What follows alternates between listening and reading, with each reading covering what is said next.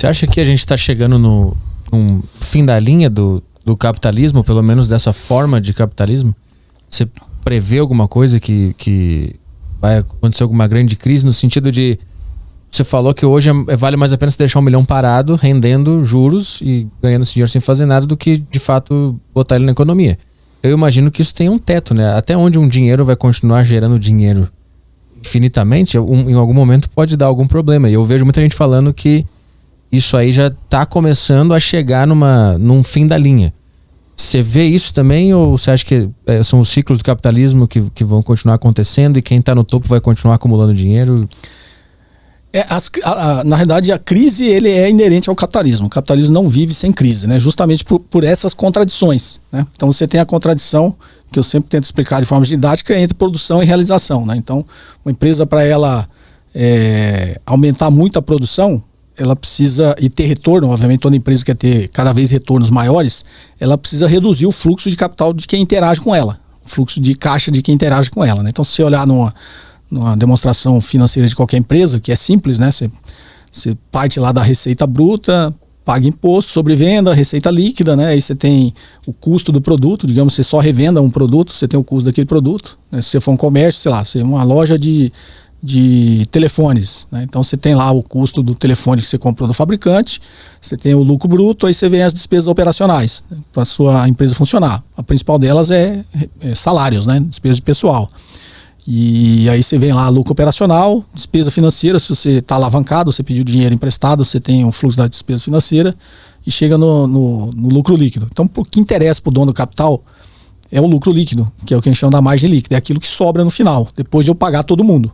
Paguei meu fornecedor, paguei imposto, né, paguei o governo, se eu tenho credor, paguei juros para o credor, o que sobrou ali é a margem líquida do meu negócio. E obviamente eu quero sempre ter uma margem líquida maior, né? Para eu ter uma margem líquida maior, não existe mágica, eu tenho que reduzir o fluxo dos outros, né? Então, obviamente, eu quero pagar menos imposto, que é o que as grandes empresas fazem pressão sobre o Estado, é para pagar menos imposto. Eu quero pagar salários menores, ou ter menos funcionários, para ter uma linha ali de despesa pessoal menor. E dentro da estrutura de capital, se não fizer muito sentido, é porque o capital terceiro ele faz sentido que teoricamente ele é mais barato, por isso que as empresas se alavancam, né? Mas a partir de determinado ponto ela gera um risco financeiro para a empresa. Então eu também tento ali sempre manter sob controle e reduzir o fluxo de capital de terceiros, que é pagar juros para o banco, para obviamente sobrar mais para mim. Então a própria lógica capitalista ela já tem essa contradição. Eu preciso reduzir o fluxo dos outros, né? Para melhorar o meu. Se eu sou uma grande empresa, vou pegar um exemplo aqui da Lojas Americanas, o que ela fazia, né? O mais óbvio ali que quando você vê é a despesa pessoal. Você quer pagar menos para o seu trabalhador, você quer contratar trabalhador mais barato, você quer ter menos trabalhador para aquela sua linha da despesa, aquele fluxo que sai ali para a despesa pessoal ser menor e sobrar mais para você. As grandes empresas fazem isso e fazem também com os fornecedores, porque ela começa a ter tá vendo o problema da concentração? Ela começa a ter um poder de mercado tão grande. O caso da Americanas ficou clássico por causa disso. O que ela fazia? Ela passava o custo que deveria ser dela para o fornecedor. Então o cara vendia biscoito lá para as lojas americanas. O que a loja americana fazia? Pelo seu poder de mercado, ela conseguia negociar, sei lá, você tem uma fábrica de biscoito, de bolacha, e você vende toda a sua produção. Eu sou tão grande que eu compro sua produção toda. Obviamente, eu tenho um poder de mercado sobre você, eu vou fazer com que você venda mais barato para mim, você reduz o seu preço, e você me dê um prazo de pagamento maior. Que a loja americana fazia era isso, né? Comprava barato e fazia os caras dar até 180 dias de prazo de pagamento. Aí você imagina para você que tem uma fábrica pequena, que você tem só um cliente, que sou eu, Americanas, e você vende toda a produção para mim. Você acaba aceitando, né? Pelo meu poder de mercado. E aí o que eu fazia com você? Eu fazia você tomar empréstimo para financiar esse capital de giro seu, porque você não consegue ficar 180 dias sem receber. Uhum. Você também tem sua empresa, tem seus funcionários, e eu fazia você se alavancar no banco, ao invés de eu me alavancar para me financiar. Então, o que a Lojas Americanas fazia é isso, né? Pegava cada linha da demonstração dela e pressionava para que sobrasse mais para ela. Esse é o poder do capital, né? Então, para ela ter lucro, ela precisava fazer isso. Então, a contradição no sistema capitalista é exatamente isso, entre a produção e a realização. Só que qual que é o problema?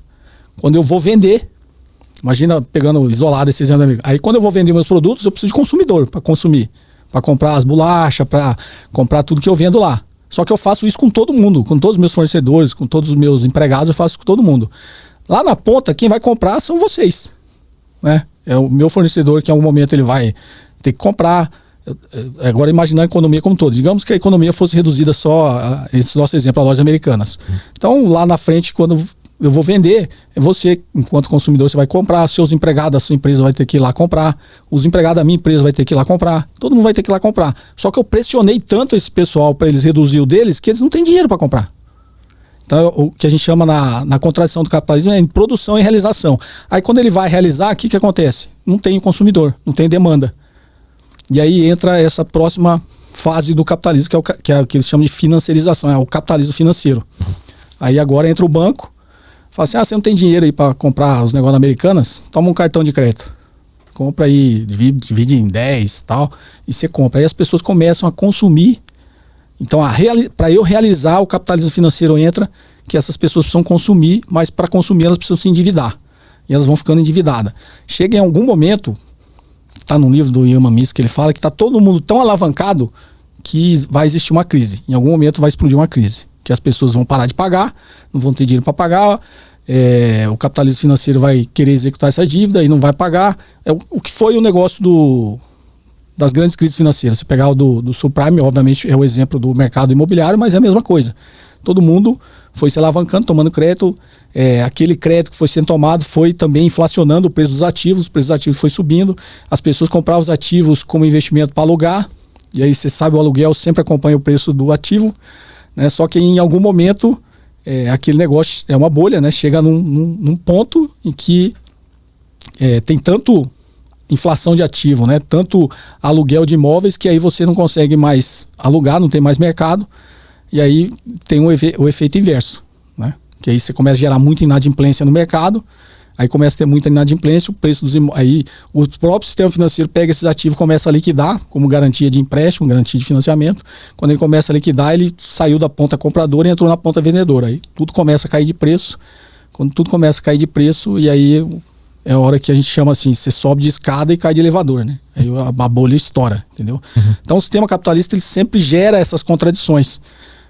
Mas gera essa contradição pela necessidade de aumentar cada vez mais a riqueza, aumentar cada vez mais a concentração de capital. Você não consegue, nessas grandes empresas, você não consegue ter uma limitação, porque você sempre quer mais, você sempre quer mais retorno, quer mais lucro, quer aumentar mais as suas margens, só que aí no sistema como um todo você está pressionando todo mundo que está embaixo de você, né? Não existe riqueza suficiente para esse negócio ficar inflando para sempre. Então o capitalismo, quando a gente fala que a crise é inerente ao capitalismo, que sempre vem uma crise para desinflar esse negócio e aí começar tudo de novo.